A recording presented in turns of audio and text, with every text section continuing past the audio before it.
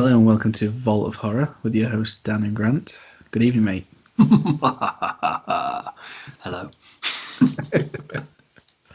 Right, hi everyone. Yep, tonight we're going to be talking about an absolute phenomenal movie. I'll put that out there straight away because I think it really, really is a phenomenal movie. Can we after we refer to it by title, can we actually start calling it what it should have been called? Yeah, It's a nice that'd be piece of great. trivia because it's so frustrating. But Yeah. that's a little sidebar. Okay, we're talking about The Exorcist III, or Yeah, it should be titled Legion. yeah, if studio would actually let the director and writer, So with the 1990 follow up. 1990. Follow up to The Exorcist. I think it sort of skirts over. It doesn't even sort of rely on Exorcist II. Electric Boogaloo. Yeah, Electric it might Boogaloo. as well have been. Yeah, I mean, Yeah. I've actually to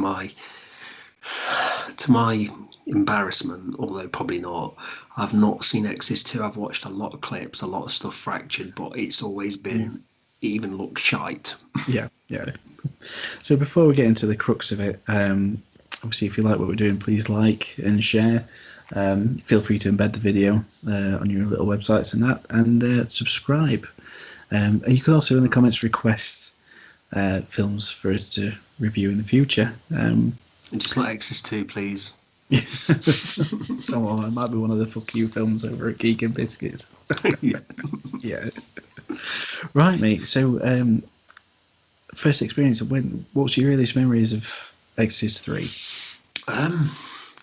Again, I'm not sure really. It's. I think it would involve you. I think we had a discussion about it, like college days and stuff. Because I remember watching The Exorcist at 16, because it got that whole finally released on DVD kind of thing. Yeah. And I can remember watching it and being creeped out by it. Not scared, but creeped out by it because it's one of those films I do like, a slow burning horror. Mm-hmm. And I think once you're hooked by something, anything can like make you a little bit like what is going off and a little bit creepy and freak you out a little. So I think I went and bought the collection when that came out. And I remember talking to you and really dismissing it. It's called The Exorcist 3, so 2 was shite. Why it never really needed a sequel anyway. And then I think we had some discussion about it was the original writer. He was directing as well, and it's the actual follow on, and it's not the same kind of genre really. Yeah. It takes on more of a crime kind of police procedural kind of guys. And I just remember first time watching it, absolutely falling in love with the 2 lead performances, and then we'll talk about it later, but the like 4-minute elongated hallway scene at the hospital, and I was like, fuck. So just creeped out, I think, was when I watched the film. It left me kind of like when you like part of you's giddy, part of you's like yeah. So yeah, what about yourself? I think again I'd seen The Exorcist when I was about 12. Yeah. How did that go quickly? All right. Yeah, I think it's people have built it up, but I'd seen Repossessed. Yeah, that doesn't help. Yeah, so that to me, I saw Repossessed first. Obviously, like my dad was explaining to me all the sort of jokes and what they were all based on, and when you've seen Leslie Nielsen sort of in tight leopard print pants trying to exercise a now grown up Linda Blair. In a blue dress. Yeah. It's hard to sort of get that out of your head, but I loved it. It was so good. And then again, I'd heard about my dad always warned me off of stuff, like he warned me off of Highlander 2, he warned me off of Exorcist 2. Yeah. And so it came down to the discussion of the box set, the anthology box set that came out. Yeah. I remember I think it was after, was it the 5-disc box set that come out? Yeah. There's a big buzz about Dominion, which was the production, the problems behind that becoming Exorcist the Beginning, you know, when we had those discussions, I'd like to think the first time I watched it was with you. I think it might be. Yeah. Based on it, I think you'd already seen it by that point. Yeah, I think I had. I think I had. I think it was. Yeah, I'm sure. I'm sure it was you. It does ring a bell that me and you sat Yeah, I together. think it went not long after you'd seen it. I think you were Yeah. just like, you've got to watch this, and we watched it, and I was so impressed. Yeah. Again, not just because, I mean, there was stuff genuinely, things in it that freaked me out. That, you know, there's a statue that changes its face, and, you know, sort of, you know, the jump, like I said, the jump scare, that was so masterfully done. That single shot, it was creepy. It was great, and the performance was so stellar. It really does, and more so for me, I believe, more so than the original. Yeah, I think Exorcist III had more of an effect on me than the original. I think because it's. I know the first one's really good at establishing like a home life, the mom and daughter and stuff. But I think because you see how this affects everybody's day-to-day life, and you see this cop, this priest, then you see him doing his detective work in the hospital. I think you see more real life, and the nature of it being in more than one location. So you see this, like, again, like this cop show almost. Yeah. I think it's so grounded, and I think the characters are so grounded. It gives it that, like, I don't like to say realistic, but it gives it that logical way that if it was to happen in real life to you, that would be the way you'd expect it to happen. Yeah. Well, just before we get into the crux of everything, so the best way to do a loose synopsis would be that 15 years after the events of The Exorcist. Yeah.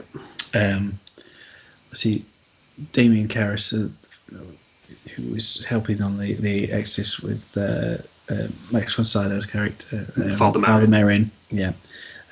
He takes Pazuzu into himself and launches himself out the window, falls down the stairs. Yeah. In the sequel, at the same time, a serial killer, the Gemini killer, James Veneman. Yeah, he died, didn't he? It was put at the same time. Yeah. It's 15 years later.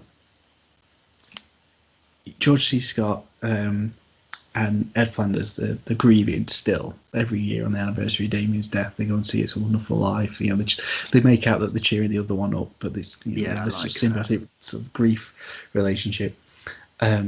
But a boy's being murdered in a very horrible way. A priest is being murdered, and it all points to that the Gemini killer is back. Yeah. And that's the start of it. But obviously, being The Exorcist III, things aren't quite as straightforward as what the OP will lead you to believe. And I think, hopefully, if you're listening, you can see why maybe Dan's hesitated a bit there, and myself, I would have done that as well. It's quite a little complex, nitty-gritty little film. It's not. It's, you know, this is why we're saying, like, defending the author and the writer and the director. It shouldn't have ever been called The Exorcist. Yeah. And that's it. It's hard to sort of go further out without really sort of spoiling it. But as these investigations go on, sort of trying to sort out who this killer is, because the killings are done the same way. The police didn't release an accurate report. I think this is a great touch for the film. Yeah. So the style of the murders originally, again, they were falsely reported to the press. They're falsely fed to the press because they said they want to weed out all the nuts and everything.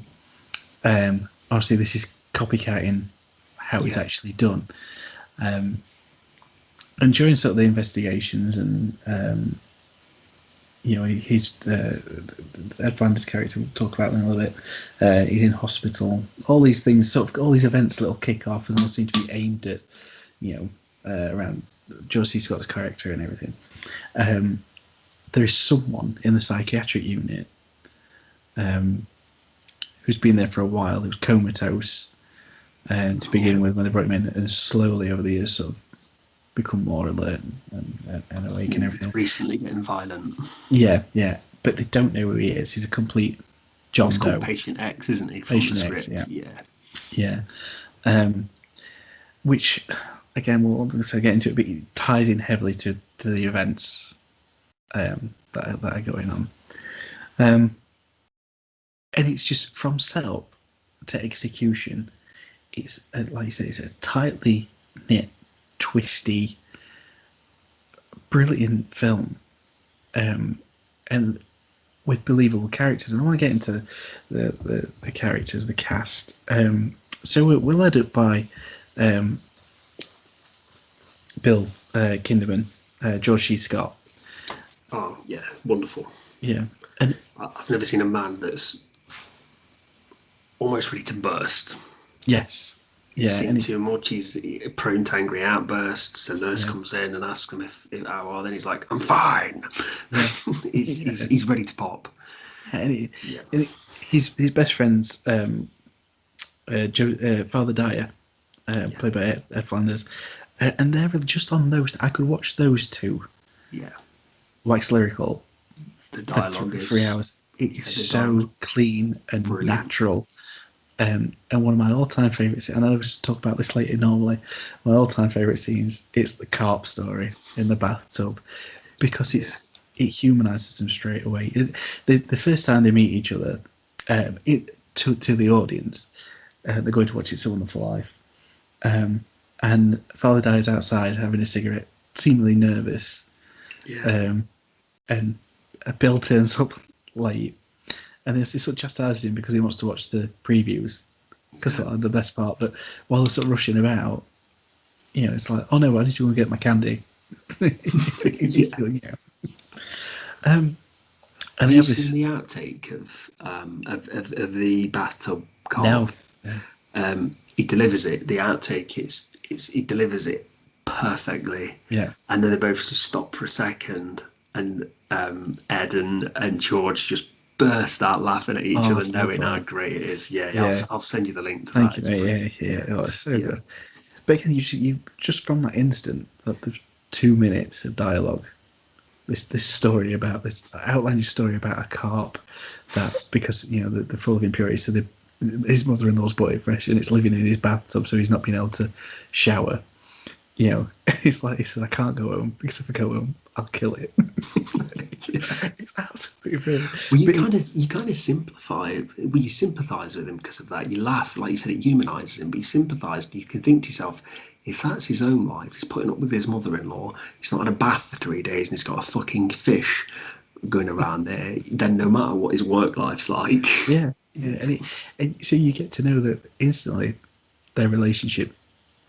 It really, really works so well. And then sort of by the time they go off to have dinner, great scene, the dinner scene. They're just sat in a little booth and they're talking, and little cameo from Larry King, God rest his soul. Yeah, and they're talking about sort of things, why they're stressed and what's going on in their lives and everything, and Bill tells him about the murder of the young boy, and it's, the Father Dyer is genuinely shocked by what he's hearing. Yeah. He seems really uncomfortable with it and really sad and everything. And it's nice that they lean on each other. Yeah. Well, he's telling him, isn't he, that they're going to live forever, and you've got that lovely kind of build-up when he goes, "You won't want to live forever. You'd be bored." And he goes, "I've got hobbies." You've got that lovely bit of dialogue, and then, like you said, it goes to him explaining it's a gruesome description. Just like to point out that that's one of the, when you think about it, the film doesn't show any of the murders. They're only described, and you hear it through characters' voices or eyes, and yet it's chilling. Yes. Yeah, absolutely. Yeah, and I think before I go into the other main two characters, because we have to talk sort of spoilers there. Scott Wilson. Oh, I love Scott Wilson. as Dr. Temple. Yeah, Walking Dead was for a couple of years was awesome. Then it went down in quality, but I will say that during our first lockdown, I made an effort to rewatch it again, and I did find that I actually quite enjoyed it a lot more than I either A should have done, and B probably was a little bit harsh and negative on it the first time. But one of my main highlights will always be Scott Wilson from as Herschel from the farm right through to the prison and after. And I thought he was just fantastic. And in this, again, he's kind of given a bit of a. You kind of get that he's a bit of a quack. Yeah. And again, I think George C. Scott, Scott Wilson, Ed Flanders, you're just getting all these guys would be at home in the 50s. Yeah. In films, they're kind of like hard-hitting men, and I don't mean that in a sexist term, just like proper like stoic kind of like you just feel like they're like hard-nosed men that you could meet. You had you know people like that.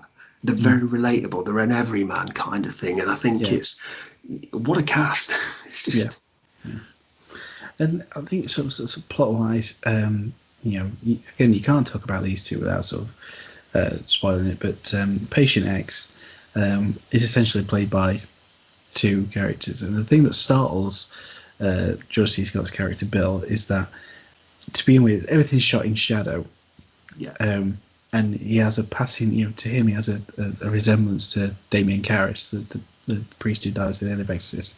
So again, we have Jason Miller returning as Damien Karras. In a proper powerful performance. Absolutely. Now, to say that he's sharing this character with Brad Dourif, and they both. This is the thing. They're both intercut with each other. Yeah. And it works so well. Now, obviously, you know, for those you know where we are with this. For those who don't, the Gemini Killer essentially inhabited Damien's body. Yeah. And over these last few years, well, I like that because what they're saying is like 73 or 75 or whatever, let's call it 75, because 15 years. He's fell down steps and he's about to essentially his soul leave his body. Yeah. This soul has been helped inhabit this body, but he can't possess him straight away because, as we know from the end of The Exorcist, Damien's had the most horrific fall and his brain's been mashed to pieces. And the end of the film that always bothered me is when he's lying dead on the floor and he holds his hand to and you think, oh my God, there's blood everywhere, his head must be a mess. And you get that really clever explanation where he's like, I've had to almost like rebuild brain cell by brain cell. Like it's took 15 years of this person inhabiting somebody's body. Yeah. I think it's fantastic. It always really disturbed me that when they're giving Damien the last rites at the end of The Exorcist, that they're asking him, you know, do absolution and all this stuff, do you repent and whatever, and he's squeezing. I know, yeah. He's aware, but they don't show him. They don't show his reaction. Everything. All they do is his hand squeezing, head covered in blood. And I just think that poor bastard's still alive. I know, yeah. Hasn't he been through enough? And that's the thing. What I another thing that hits me about Exorcist III is that surely by this point, well, even then, Damien Karras was already having a crisis of faith in the original one. Lost his mother. You know, all this stuff that was important to him, and he's still going through the rigor. Yeah. You know. But yeah, so his body's been inhabited by James Venom, the Gemini Killer. Like you said, he's worked tirelessly to build himself back up, and he's played so. I cannot praise Brad Dourif enough in this film. It's one of those performances. I honestly I can't put it into words just how amazing he is. Genuinely terrifying. Yeah. And I was doing a bit of research for the film, and they were saying that, well, first off, that they were surprised because George C. Scott was nominated for a Razzie, which is pathetic. It's the worst. But why that was a shock to everybody is because obviously George C. Scott is a heavyweight, but also watching the dailies and stuff, and again the production having a bit of back and forth tug of war with the director. There was a kind of buzz behind the scenes apparently where they were going, "Oh my god, this Dorff guy! Like this is maybe a nomination for him, an Oscar nominee." They were talking genuinely about like how good he was, and I would have backed that. I think he's unbelievable. Yeah, it's just a complete powerhouse performance, and obviously, like we know through the production, William Peter Blatty has based it on his based this film on his own novel, his own sequel novel to The Exorcist, Legion, and when they finished the film, the studio Morgan Creek were like, "Where's the exorcism?" People could see The Exorcist. Where's the exorcism? So I think they gave him $4 million. Yeah. To go in and film a new exorcism sequence. Yeah. Which includes, because I think the original ending is just Bill going in and shooting Damien, so like an act of mercy. Still with a lot of the great dialogue scenes between them, but they brought in Nicole Williamson as Father Morning, did a failed exorcism sequence with him, the floor's cracking, and he looks great. Don't get me wrong, it does. It looks great, and they've done a really good job with it. And then obviously it's George C. Scott's confrontation with James Veneman. But you can tell it's almost like it stops being I might say the wrong thing. I know it sounded wrong, but it stops being a classy character piece. Yeah. And you can tell where they've inserted a flashy in it. I don't think it's worse for it. I enjoy it as it is. I think the film's not perfect as it is, but there's a definite tonal change at the end. Yeah, it's not even with that. You kind of needed a little bit, maybe a few other extra scenes to kind of build to that. It's just literally, like you said, someone's just like gone, oops, here we go. Yeah, because Father Morning, we were introduced to him early on. He's sort of sat in in Georgetown in his lodgings. He has a little bit of a supernatural event. Yeah, he's looking after a bird, hasn't he, that's broke its wing and then it's dead, and then a cross falls off and he hears this kind of like demonic growling, and then everything kind of like goes dark, and then it's sort of, you don't see him again until he just randomly turns up at the hospital. Yeah, there's no overly sort of piece of exposition to say. It's not, oh shit, I think someone's possessed downstairs. Quick, get Father Morning on the phone, and that should have been George C. Scott. Yeah, getting him. It should have been his way into like faith. Yeah, Once he'd realised that Veneman was able to leave Karis's body and possess other people, and which I do love that he possesses the elderly, infirm. People to, because there's that scene in the confession box. That's horrible. Old woman's voice. It's horrible. Creepy old woman's voice who starts talking about the people that she's killed. Obviously, later on we realise that it was Veneman who's possessed her and everything. But once we realise that, and so he takes it. Yeah, it should have been. They said George C. Scott. Once he realised what was going on, that Veneman was able to leave. His spirit was able to leave the cell. Then. Because he sort of Karis stroke Veneman, sort of their approach to Father Morning is if they have history. Yeah. But it doesn't quite gel, does it? It's tacked on, but I think the fact is that the film, even though it is studio interference, is the bottom line, but it kind of, in a way, earns it, because we've sat through a brilliant character piece that you think, right, okay, I can buy this totally. Yeah.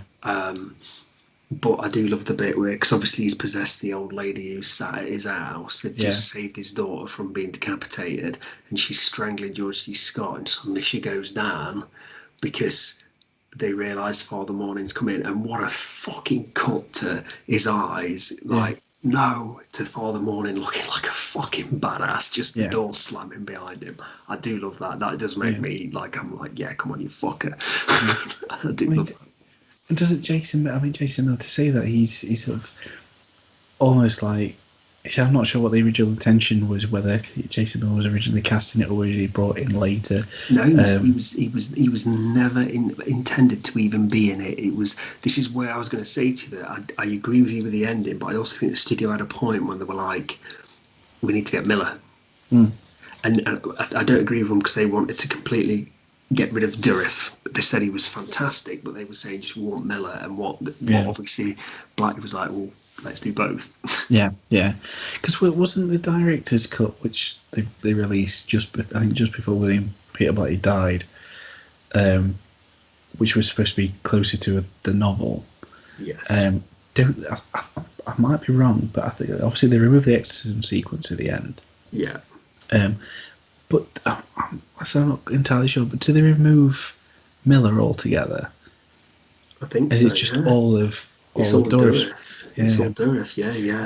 might be worth searching that one out and just having a look just to compare. I've saw the ending, Yeah, and obviously it's difficult because I think it fits into it. It'd be great for a book ending, absolutely. And I think if the film sat more with Scott and was more reflective with Scott's character, then I think that you may build up to that being really shocking. But I also think that the studio was right in a way where it almost felt very anticlimactic. Like you could have done this a while ago because you knew what threat he was. I know he looks like your friend, but you know he's not really him, yeah, kind of.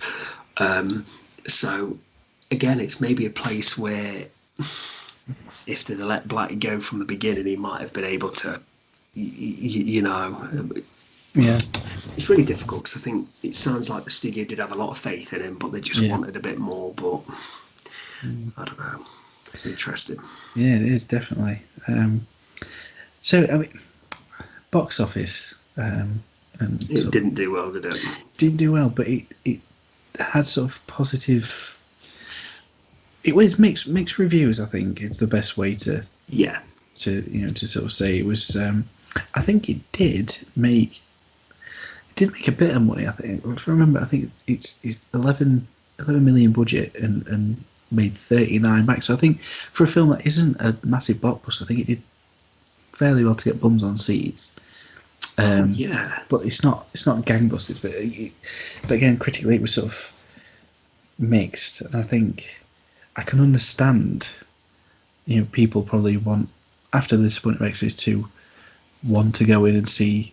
Essentially, this is the problem. I think with a lot of horror when they get up to the third, the second sequel, third film, or post that is that people go because they want more of the same.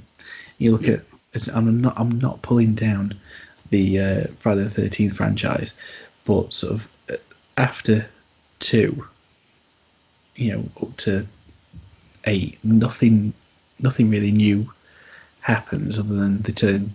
Jason becomes undead. There's no. Yeah. They add a psychic here. It's all with telekinetic powers or something here, and Corey Feldman there, and but but it made its money because the low budget people went expecting blood and gore. So I assume maybe this is the same thing. People thought, well, we love The Exorcist, so it's from the original author. It's it's a direct sequel. So do you think you've got two kinds of people then? Because in a way, the studio have said we want to call it The Exorcist because we want to get bums on seats, essentially. So were they right in that way to rename it? But then are you thinking that so the studio are right in one aspect where that will get arses on seats, some of them.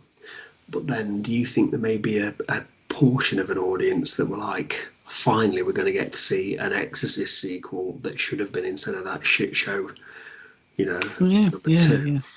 I think that's it. I think if you're a fan, and the first one, it was critically lauded. It made a lot of money. Well, it is iconic, and that term is flown around a lot, but it is iconic. Yeah.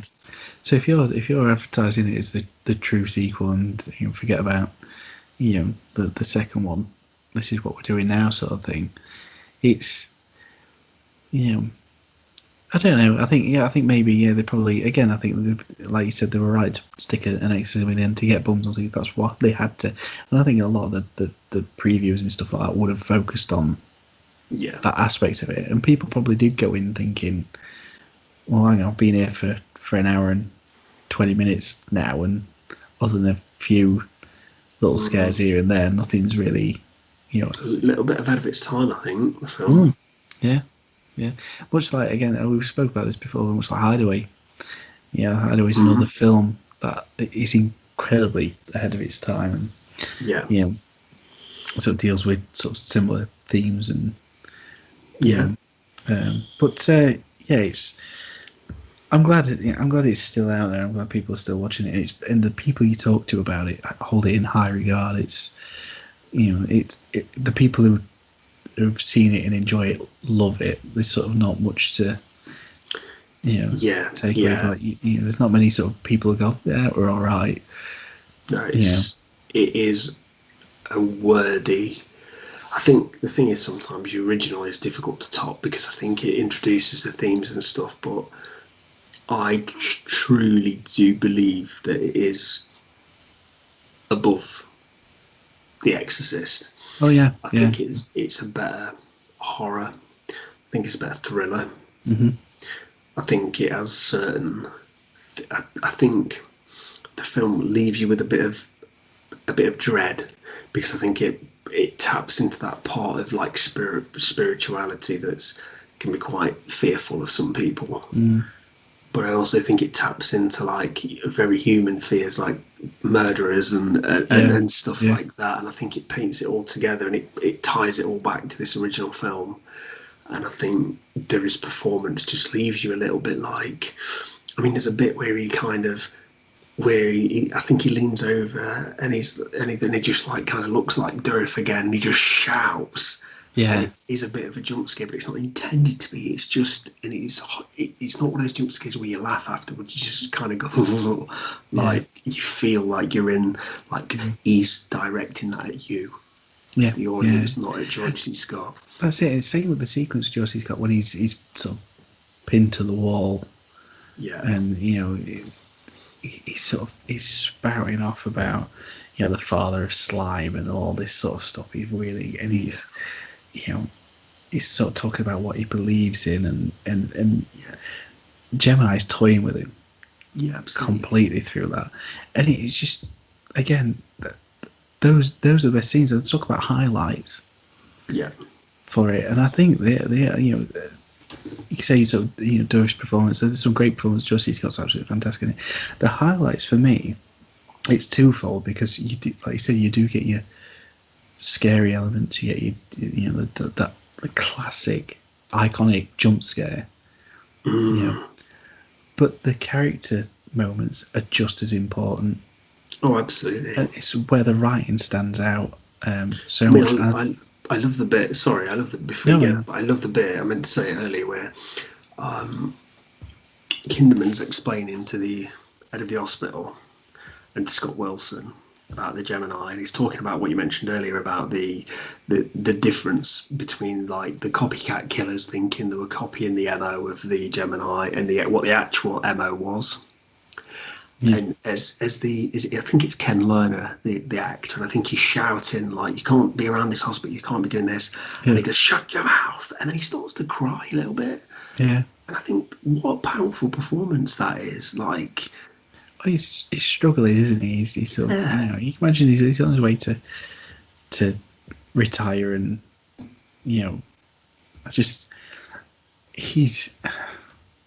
he's still grieving. 15 years later, he's grieving for, and I think in the Exorcist book, I think Kinderman and Karras had a closer relationship than probably what comes across in the original film, in the Exorcist film.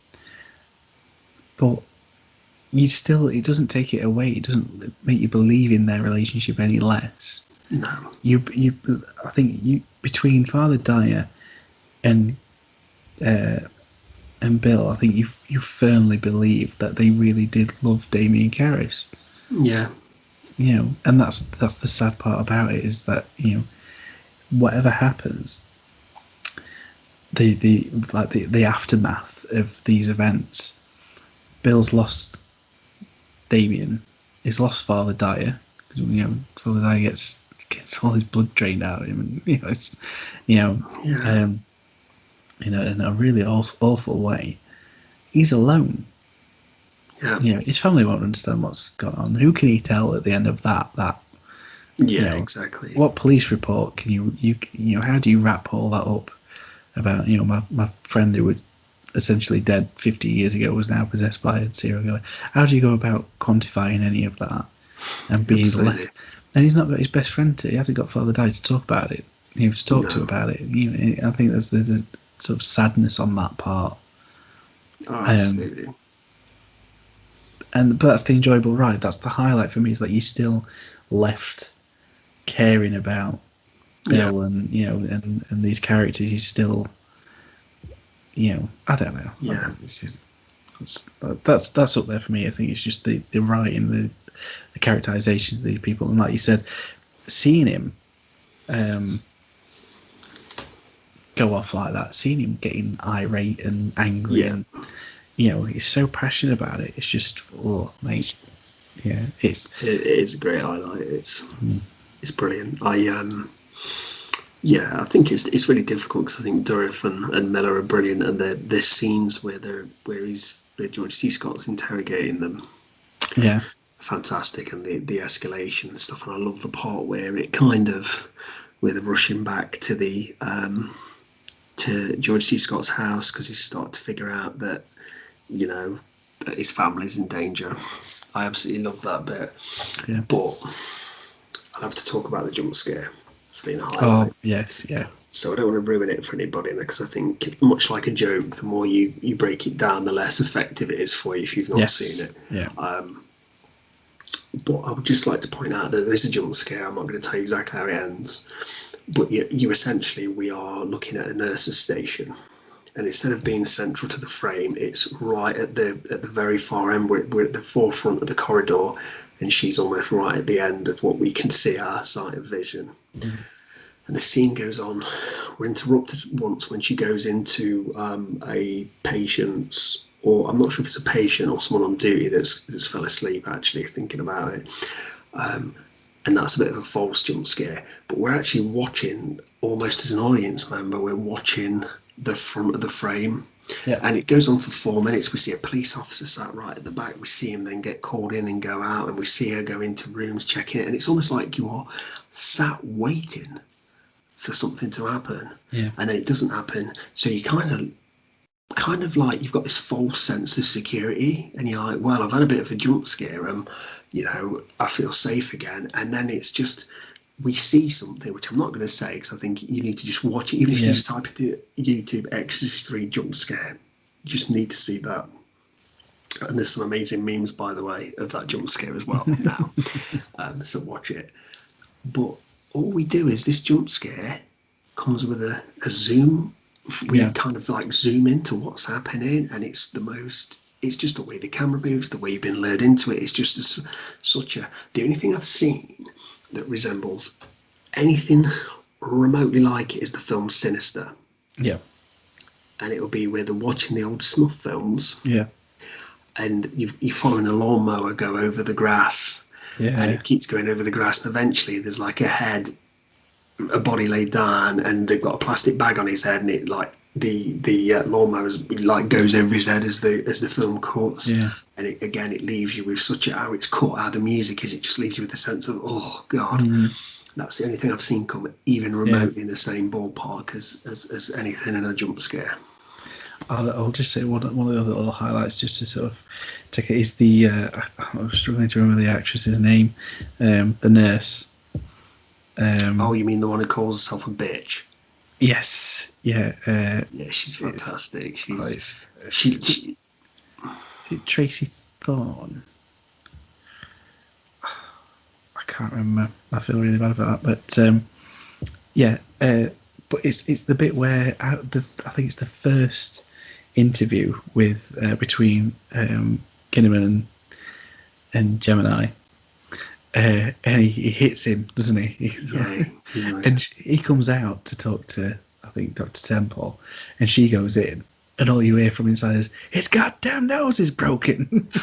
And she just screams out this, so it comes out of nowhere. It's just one of those funny little things. It's like, she's like, oh shit, I've got to deal with this now. But I've just figured out that it's Nancy Fish, the Nancy actress, Fish. Oh, and she plays the old lady that Jim Carrey for Disturbs. It's his landlady in The Mask. In The Mask? Oh my god.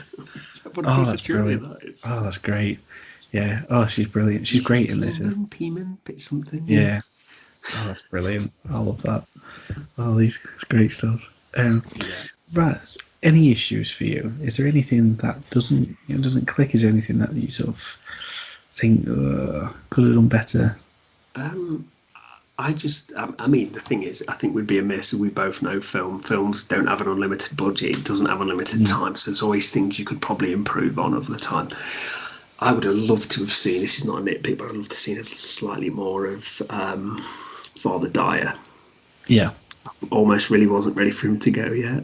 No, not at all. It's so good. I mean, there's a nice little bit when they're talking about, I can't remember what it is, but someone mentioned something to Father Dyer, and he says, "Make the Schwartz be with you." She's going into the wrong room. It's brilliant. Well, that scene where he's like, your brother, are you sure there's something wrong with you? No, it's fine. Well, your brother died. Your brother was 30. Well, he was in Vietnam. There could be a connection. It sounds very much like a very serious version of the Marx Brothers. The dialogue's so snappy between them. It's fantastic. At that point, it's Kinnaman's. He's mothering him.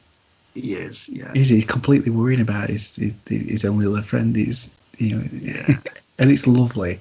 Because their dialogue, it's such a good, their dialogue's brilliant. I keep coming up because it is fantastic. You just feel like real people, and I think when you think you're watching real people, you care about them. Yeah.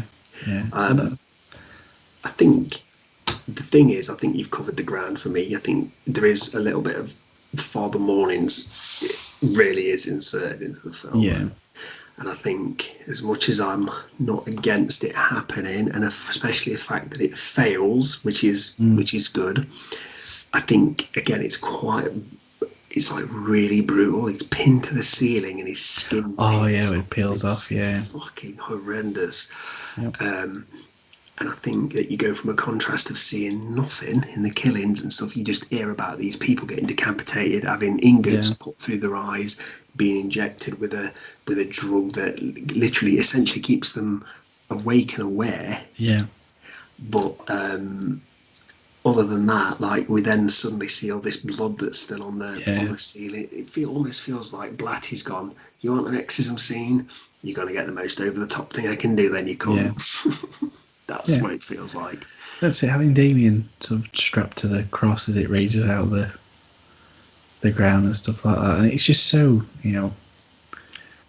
I didn't need to see the young black boy was killed with the statue of Jesus done in blackface, which, not for that reason, that's part of the film, that's absolutely fine. I don't mean it like that. I just didn't need to see it because it was explained in a horrific way, which you got the reaction of how bad it was from the characters. Yeah. To then see it was a bit like, it will never live up to what you can imagine. Yeah.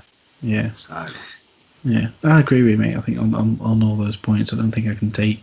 There's nothing else I can take away from it. I don't want to, because it's just such a standout film, and it grabbed me because it is such a note perfect film, regardless of sliding that Exorcist sequence into it. Yeah, no, absolutely, and it works, and it's absolutely fine. It's really shot very well. It's just that the film's done so well, it is almost like, sometimes you get films that are horror films, like, I call it the Fantastic Four kind of effect, where, the new Fantastic Four, where they're almost made a superhero film, but they're embarrassed about making a superhero film, so they try to hide it. Well, sometimes a good film, especially with horror, it doesn't hide it, but it like subverts stuff, and it like brings other genres into it, and it elevates, because horror can be very schlocky. And I think what this film does well is it it kind of like uses metaphors to bring in like the like to emphasize the horrors of otherworldly supernatural stuff. So it's not embarrassed by it, it elevates it. And I think that when you've got something that's doing such a fucking amazing job at that, to then almost feel like a bit rushed at the end, even though it's polished, it's directed excellently, it fits in my opinion, it still feels like the director's heart wasn't in it. Yeah. And it was a rush job. You got 4 million, here you go. Where I just wish someone may have been able to convince him and say, look, a book and a film are totally different. It may be a bit underwhelming. You don't have to put an exorcism scene in, but give us a different ending. Yes. Kind of yeah. Cool. Brilliant, mate. Yeah. Lovely. But I do feel that if I say to somebody, go and watch Exorcist 3, they'd tell me to fuck off. Yeah. And that's where if it was called Legion, like it should have been, they might go, oh, what's that about? Yeah. Definitely. So that's my main complaint. Call it a different fucking film. Yeah, that's it. Because even if having its original ties, it's kind of like, it stands on its own. Yeah. You don't. I could quite happily go in and watch that without having seen The Exorcist. Oh, absolutely. Yeah. And follow it perfectly and not have any issues. Yeah. With it. Absolutely. But there we are. It's one of my favourite horrors. Same here. Yeah, masterpiece. It's set a standard, and there's not many other films that can reach its highs for me. It's brilliant. And, it is. Yeah, wonderful. Wonderful, it's a wonderful life. It is. Yeah, it is a wonderful life indeed. Yeah. Right. Well, that's it for Vault this week. Yeah. We hope you've enjoyed. Like we said before, if you do, give us a like and a share and a subscribe, and let us know what you think. Let us know what you thought of the Exorcist 3 as well, and think whether we're right in what we've been saying or whether we're wrong. Get in touch and join us on social media. For us at Vault of Horror, that's a good night. Yeah, good night.